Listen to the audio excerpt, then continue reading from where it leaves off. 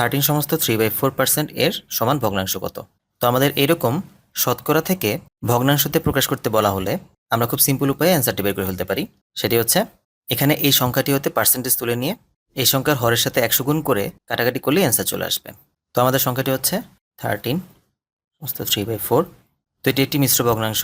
প্রথমে একে অপকৃত ভগ্নাংশে কনভার্ট করে নেওয়া যাক। অপকৃত ভগ্নাংশে কনভার্ট করার নিয়ম হচ্ছে হরের সাথে এই পূর্ণ অংশটি গুণ এবং গুণফলের সাথে লবের সংখ্যাটি যোগ।